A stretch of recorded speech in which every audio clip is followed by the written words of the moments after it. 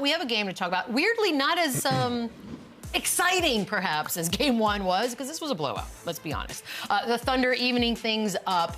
SGA finishes with 34 in this one. So 123-107 final.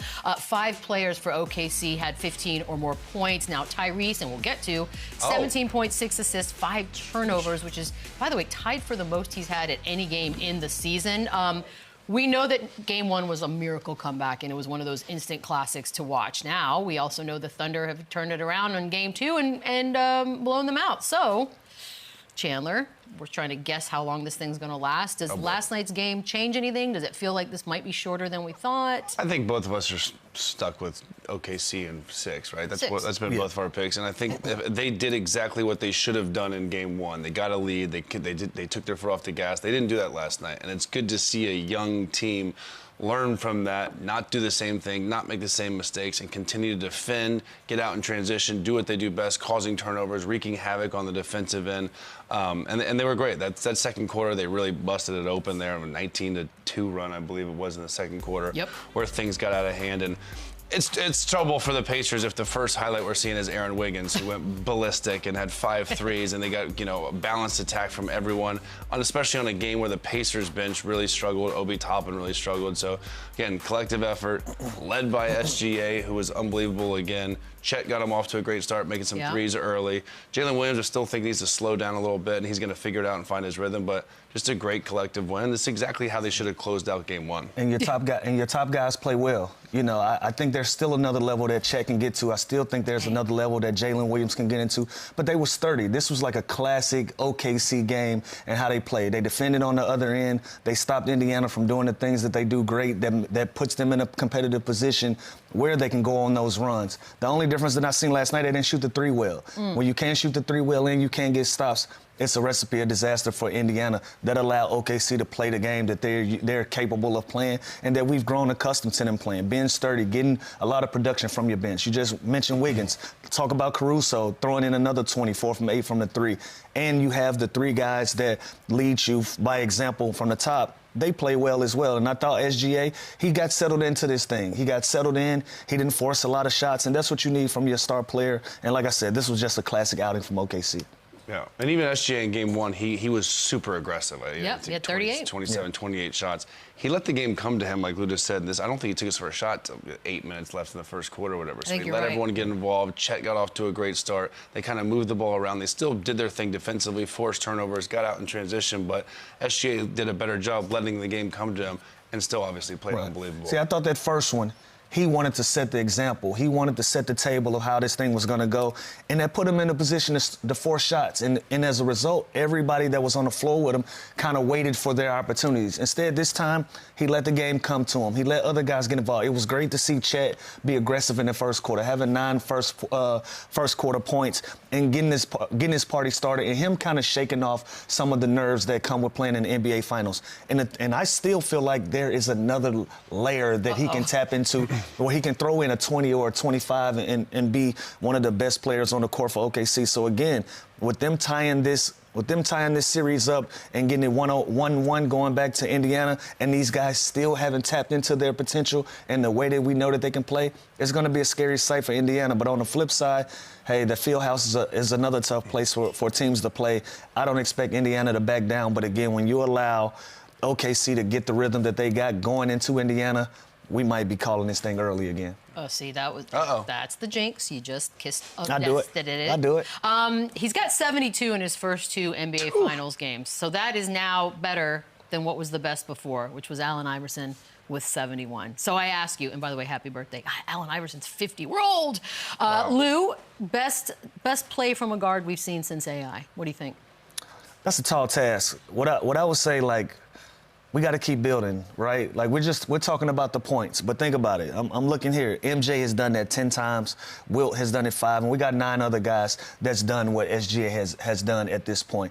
He's in some rare air. He's in rare company, but I still want him to continue to build. We always put ever greatest on these guys, and he's still young. He's in his 6th, 7th year, one or the other.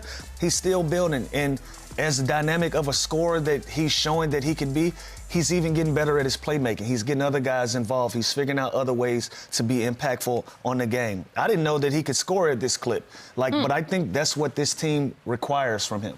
I think they require him to have to score a bunch of points, to be aggressive on the offensive end, and that's what's called. But I think he has another level that he can tap into when it comes to his playmaking and his passing ability. But he's off to a great start. I don't think he's going to slow down. He's going to be in the likes of the Lukas and the Hardens and all of these dynamic scores that can go out and give you 30 every single night. Once he realizes... But he's going to be a champion. He's going to have a great opportunity to be a champion. Last night was the start. No, because I still have Indians. Yeah, last night was the start. But ever... let's when he gets to that MJ status where you're doing this 5-6 times like a Wilt, where you're doing it 9-10 times like a MJ, then that's a different conversation we're having. It's just crazy that this dude is 26 years old and he just continued to make history. Like, he's breaking this record, that record, having historic seasons while leading his team to victory and getting to the finals and most likely their first NBA championship. So he's joining Russ and Gary Payton as the only players in the franchise history with those numbers in a playoff game. He ties Wilt with 9 straight 30-point games at home. Like, there's just a new, it's like watching Jokic. You just keep seeing a new stat get broken by this guy, and he's got so much great basketball ahead of him. He's still so young, but he's wise above his years, so it is unbelievable how he can control a game.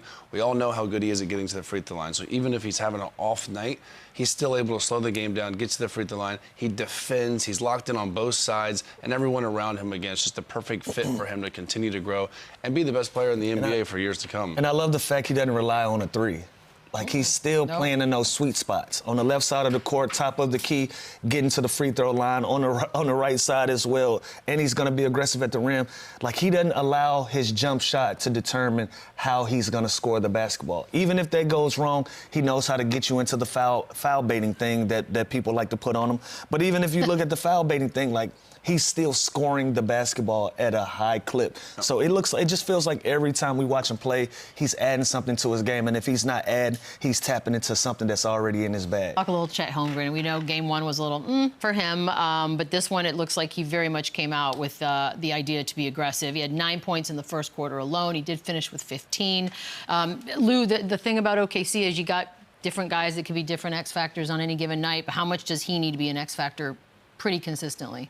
He's just going to have to be consistent, right? Like, even having 9 points in the first quarter, finishing with 15, I would make the case that he's better than 2 points in a quarter, every quarter. Okay. For sure. He's better than that. That's why I'm saying I still feel like there is another level for him to tap into. The great luxury that OKC have is they got 3 or 4 guys that can be the X factor on any given night. Now they're 3 wins away, just like Indiana's 3 wins away from winning their championship. Game 3, we can be having this conversation about Wiggins. We can be having this conversation about Caruso and Lou Dort and all of these guys. Like, Lou Dort hasn't even played one of those games that we've gotten used to him playing. And so when it comes down to Chet, I still feel like he can be great. I love the fact that he was aggressive in getting that game, because the first game, you can tell he was kind of trying to figure out, where do I fit in this series? Where am I going to have success? So the fact that he was even in that dunker spot, in the right spots at the right time, having an impact on a defensive end, and just finding different ways to be impactful, you love to see that from a young player. Yeah, and this dude, I think, like Lou said, he's going to continue to grow. This is just, he hasn't even scratched the surface of how good he can be and how good of a second or third option or number 1 option on certain nights when SGA is struggling. It's not just offense either with him. The way he alters shots, his weak side help, his shot blocking ability, his offensive rebounding, him being a lob threat, it's great. They can go small, which I respect Daigneault for going small and switch up the starting lineup. Then they go double bigs. They've had a lot of success for the majority of this regular season, so I think he's great. You can tell. And the Oklahoma City Thunder's wins this year, he averaged 16 points. And their losses, he averaged 11. It just shows you his importance and how key he is to this offense and obviously to this defense. X Factor talk, we'll just keep going with that, because Chandler, we got a little Alex Caruso love coming up. He's been a firecracker. He finishes this one with 20 points, which is, of course, tied for his most in a playoff game in his career. Remember, nobody on the Pacers squad had more than 17. That tells you everything.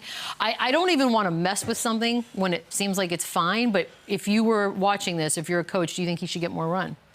It depends because it's working right now, the role nice. that he has, and he comes in, he's so versatile, right? With offensively, him knocking down shots. He's never going to take a bad shot. He can get to the free throw line. He really just takes what the defense gives him and takes what this awesome offense gives him. His impact is on the defensive end for the most part. So when he goes and throws in 4 threes in a game, that's the most he's had. I think he had tied for most points in a playoff game in his career, and he had one game during the regular season with 4 threes. So he's already had 2 in the playoffs. So it's also, you want to see your players play the best in the playoffs. Alex Caruso is doing that. He's impacting the game on both sides. You see him throughout the whole playoffs. He guards point guards, he guards centers, he guards bigs, he guards smalls. He has been unbelievable. And the Oklahoma City bench, this is what they've done all year long. Next guy up could be Isaiah Joe.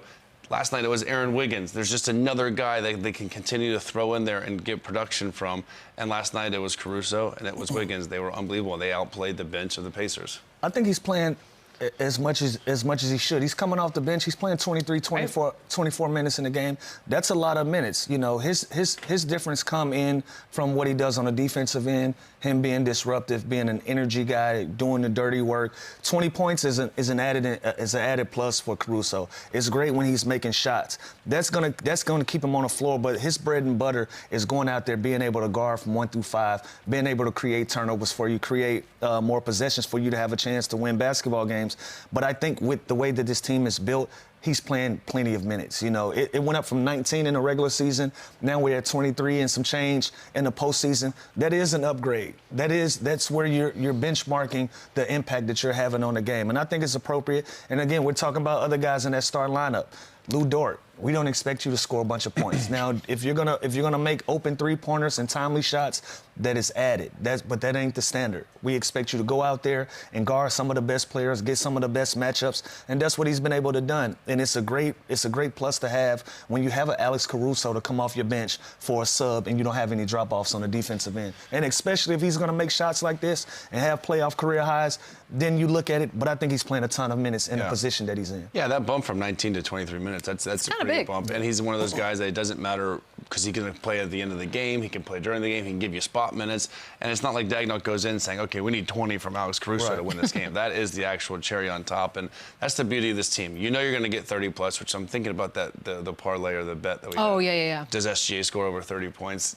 Doesn't need to. He's 2 for 2. But yeah, no, he is 2 for 2, but he also doesn't need to. With the bench game production, and I think game 1, Lou Dort had like 5 threes, and you know what I mean. And now Aaron Wiggins has 5, and Caruso has 4. It's always something else. It's always somebody different with this team, with the production of SGA getting 30 plus every single game. Now you got Chet chiming in 15. You think he'll not get Jalen one Williams? No, I think he's going to get 30 plus every game.